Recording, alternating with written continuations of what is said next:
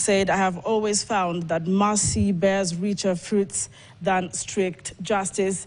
Leads me to the next story. President William Ruto is finding himself between a rock and a hard place over whether to sack or not his public service cabinet secretary, Justin Muturi, who has become a thorn in the flesh of his government over the issue of abductions.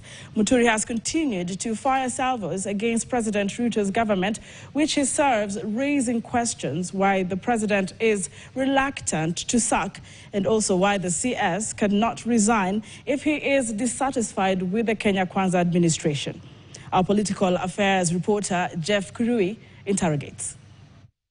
That CS Justin Bidan Muturi has continued to be a thorn in the flesh of the Kenya Kwanza government is no doubt. He has continuously placed the rising cases of abductions at the president's doorstep, piling pressure on the very government he serves in.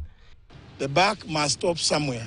In this case, the president is the president of the Republic of Kenya, head of government, and commander-in-chief of all defense forces. His persistent onslaught on President Ruto, emanating from a personal experience after his son was abducted in June last year, has made him a marked man from within the rank and file in government. If you are privileged and you are very unhappy and you are a cabinet secretary, the best thing for you to do is to resign. You cannot become an opposition at the same time be a member of the cabinet. If he's man enough, without looking for populist approach to politics, if he's man enough, he will go and resign, and Kenyans will respect him because he does not believe in the government that he's serving.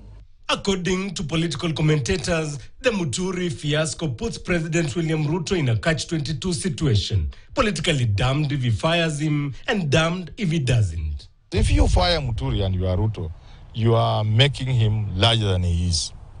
You are enlarging and expanding his profile. And you are creating more enemies from where Muturi comes from. Already the region is restless. You fire Muturi and the temperatures go higher. The anger against you gets to higher levels. So why fire him? After his criticism of the government that culminated in him skipping a cabinet meeting convened by President William Ruto in Kakamega last month, insiders say the head of state has chosen a different path, intimating that Muturi has been frozen in cabinet, no longer receiving briefs or being consulted on matters pertaining his docket. Muturi's resignation could set in motion a trend, an exodus of people from government as we move towards 2026. So if I were Ruto, I will also not celebrate the resignation of Muturi because he could easily set in motion that exodus. Right. As it stands now, it is clear that the former speaker and the Democratic Party leader, a coalition partner in the Kenya Kwanza administration, is on his way out of the government, be it through resignation or firing. Already plans are underway to nominate his replacement, with speculation settling on former Embu Senator Lenny Kivuti. Jeff Kirui, KTN.